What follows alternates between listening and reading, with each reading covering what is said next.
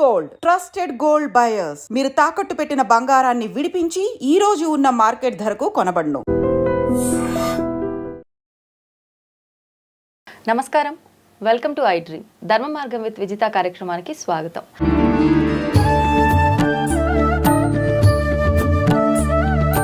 ప్రస్తుతం మనతో పాటు ఉన్నారు ప్రముఖ జ్యోతిష పండితులు, ఆధ్యాత్మికవేత్త సుభాష్ శర్మ గారు. ఇప్పుడు వారితో మాట్లాడదాం. నమస్కారం గురుగారు. శ్రీమాత్రే నమః. గురుగారు, శివరాత్రి రాబోతోంది. నిజంగా చాలా మంది ఆ రోజున పూజ ఎలా చేయాలి, ఏంటి, నాకు ఒక సమస్య ఉంది, నేను దీనికి సంబంధించి ఏం చేస్తే నేను దాని నుంచి బయటపడతా, ఇలా ఆలోచిస్తూ ఉంటారు ఏదైనా ప్రత్యేకమైన రోజు వచ్చింది అని అంటే. అయితే ప్రస్తుతం అందరూ చూస్తున్న ఒక పెద్ద సమస్య ఏంది అని అంటే, చదువుకుంటారు, చదువు తగ్గ ఉద్యోగం ఉండదు. కొంతమంది గవర్నమెంట్ జాబ్ కోసమనే ట్రై చేస్తూ రాస్తూ ఉంటారు, ఎక్కడ రాదు. కొంతమంది ఏమో ప్రైవేట్ జాబ్స్ చేస్తుంటారు, వచ్చిన జీతం సరిపోదు, ఉద్యోగంలో కూడా ఇబ్బందులు, ఇలా రకరకాల సమస్యలు చూస్తుంటాం. ఇంకొకటి, వయసుకు వచ్చిన ఆడపిల్ల కానీ మగపిల్లగాడు కానీ ఉన్నాడు ఇంట్లో అంటే వాళ్ళకి వివాహం గురించి కూడా పెద్ద తలనొప్పి. చదువు అంతా ఒక టాస్క్, ఇది అయిపోయింది అనుకుంటే నెక్స్ట్ టాస్క్ మొదలవుతుంది మళ్ళీ.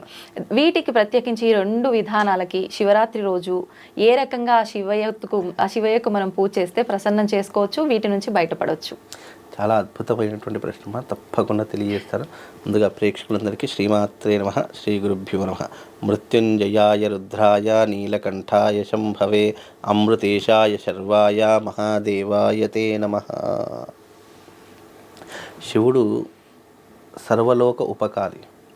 శివుణ్ణి స్మరించినా ధ్యానించినా మనకు ఈ కోరిక నెరవేరదు అన్నటువంటి అనుమానం ఏమీ ఉండదు. ఎందుకు అంటే ఆయన అనుగ్రహం కలిగింది అంటే నీకు రాదు, నీకు లేదు అనేటటువంటి కాన్సెప్టే ఉండదు. కాకపోతే చాలామంది ఏం చేస్తున్నారంటే, భగవంతుని నేను రోజు మొక్కుతున్నానండి, రోజు గుళ్ళకు వెళ్తున్నాను అని మాటల్లో చెప్పడమే తప్ప ఎవరూ కూడా భగవంతుని మీద భక్తి అనేటటువంటి ఒక మనసు పెట్టడం లేదు. ఎప్పుడైతే భగవంతుని పూర్తిగా విశ్వసిస్తావో నువ్వు అడగక ముందే నీకు వరాలు ఇస్తాడు. జీవితంలో తల్లి, మన కన్న తల్లి ఎంత గొప్పనైనటువంటిదో భగవంతుడు కూడా అలాగే. నీ కన్న తల్లి నీకు ఆకలి వేయకముందే నీకు అన్నీ సిద్ధం చేసి పెడుతుంది. ఎప్పుడు ఆకలి వేస్తుందా, ఎప్పుడు ఆరగిస్తాడా అని చెప్పి. భగవంతుడు కూడా అలాగే. నువ్వు అడగకముందే నీకు అవసరమైనటువంటి ఉద్యోగం కానీ, నీ జీవితంలో ఉన్నటువంటి భవిష్యత్తు కానివ్వండి, నువ్వు చేసుకునేటటువంటి వ్యాపారం కానివ్వండి, నీకు అన్ని అభివృద్ధిలోకి తీసుకురావాలంటే నువ్వు ఆయనను మనస్ఫూర్తిగా ఎప్పుడైతే విశ్వసించి నమ్ముతావో అప్పుడు ఆటోమేటిక్గా నీ జీవితంలో అన్ని మిరాకిల్సే జరుగుతాయి. పట్టిందల్లా బంగారం అవుతుంది. అనుకున్నటువంటి పనులన్నీ సాధించగలుగుతారు. మన జీవితంలో ఉద్యోగం, పెళ్ళి ఒక రకమైనటువంటి విధానాలు. ఆ విధానాలు నీకు కావాలి అనుకున్న సమయానికి అన్నీ కూడా జీవితంలో సజావుగా సాగిపోవాలి అంటే భగవంతునిపై పూర్తిగా విశ్వాసం ఉంచితేనే అవన్నీ కూడా మన జీవితంలో కొనసాగుతూ ఉంటాయి. భగవంతునికి మొక్కడము, అభిషేకాలు చేయడం ఇవన్నీ ఎందుకు? మన కర్మను మనం దూరం చేసుకోవడానికి.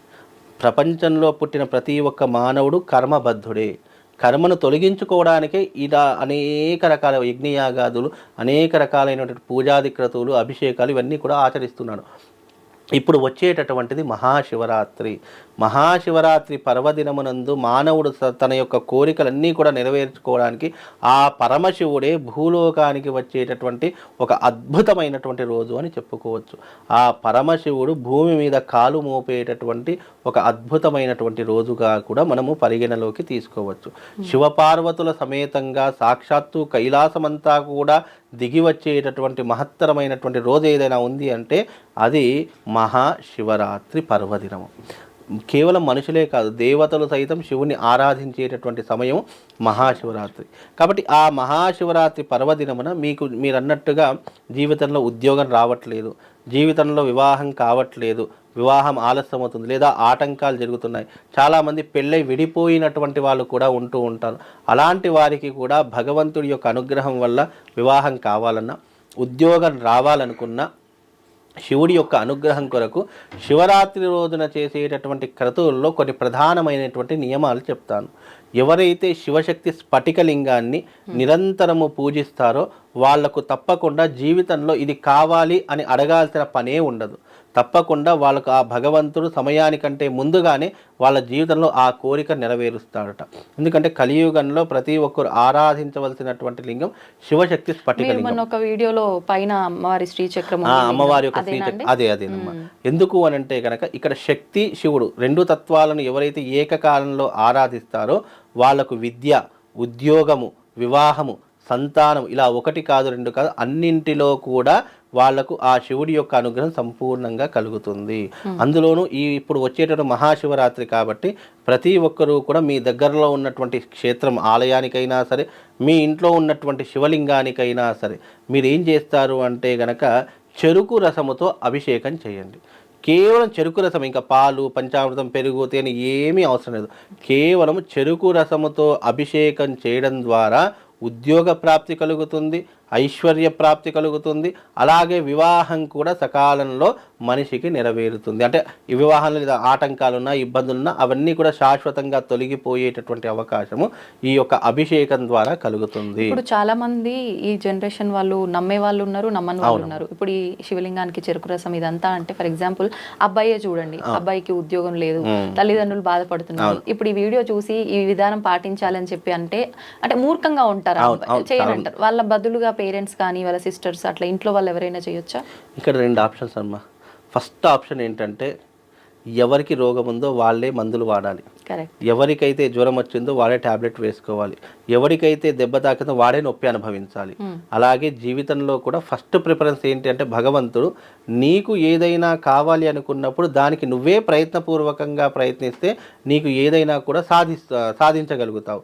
నువ్వు అలా కాకుండా నా తరఫున నేను ప్రత్యామ్నాయంగా ఇంకొకరిని పెట్టుకుంటాను, జన్మనిచ్చినటువంటి తల్లిదండ్రులైనా సరే వాళ్ళు చేస్తే వాళ్ళ యొక్క పుణ్యము పిల్లలకు దొరుకుతుంది అనేటటువంటి విషయం మనకు కాలక్రమేణా ప్రతి ఒక్క శాస్త్రంలో కూడా చెప్పడం జరిగింది.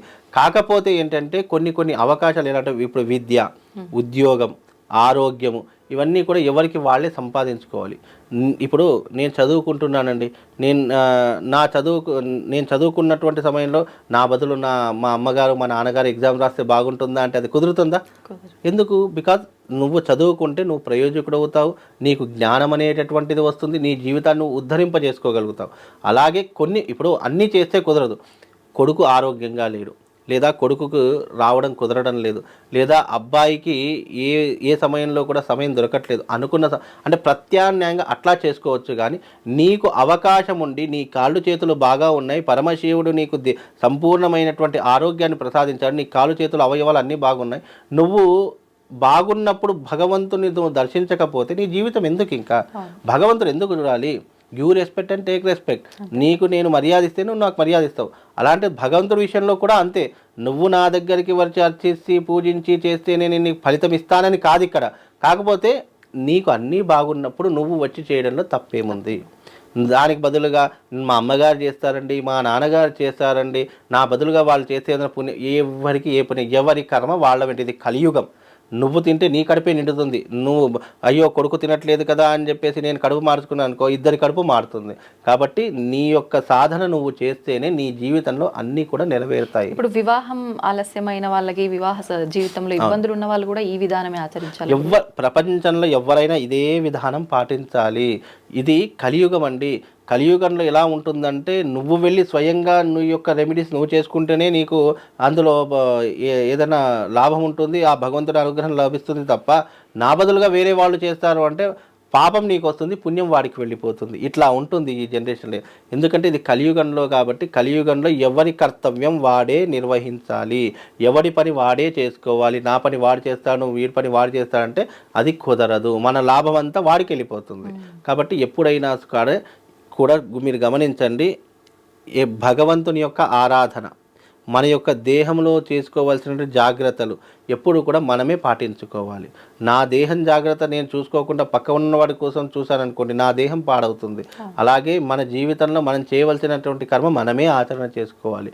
ఎందుకంటే ఉద్యోగం చేస్తే నువ్వు బాగుపడతావు, నీ తల్లి బాగుపడదు కదా.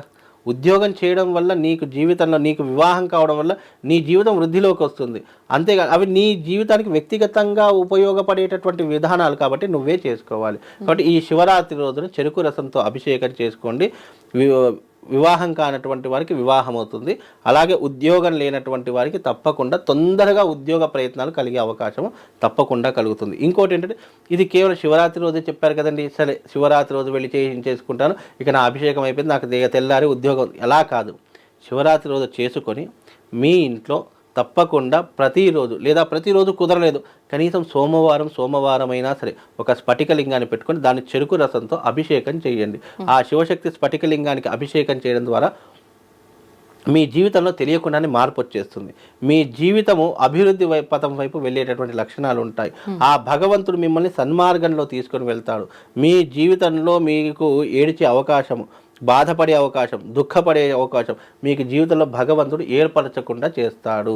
కాబట్టి జీవితంలో ప్రతి వ్యక్తి కావాల్సింది ఏం కోరుకుంటాడు? ముఖ్యంగా మంచి లగ్జరీ లైఫ్ అనుభవించాలి, సంతోషంగా ఉండాలి, ఆనందంగా ఉండాలి, ఐశ్వర్యం బాగుండాలని కోరుకుంటాం.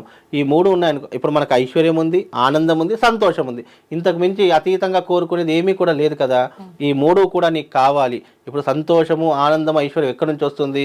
నువ్వు ఎప్పుడైతే ఉద్యోగం చేస్తూ దానిలో చక్కగా లాభాలు సంపాదించుకుంటూ లగ్జరీగా అనుభవిస్తున్నావు, ఆనందంగా ఉన్నప్పుడు నీకు ఎలాంటివి గుర్తుకు రావు. కాబట్టి అలాంటి మూడు కూడా నీకు కావాలనుకుంటే శివరాత్రి రోజున ఈ రకమైన చెరుకు రసంతో అభిషేకం చేయండి. తప్పకుండా ఉద్యోగం లేనటువంటి వాళ్ళకు ఉద్యోగము, వివాహం కానటువంటి వారికి శీఘ్రంగా వివాహం కూడా జరుగుతుందండి. చాలా చక్కటి విధానం తెలియజేశారు గురుగారు. ధన్యవాదాలు. శ్రీమాత్రే.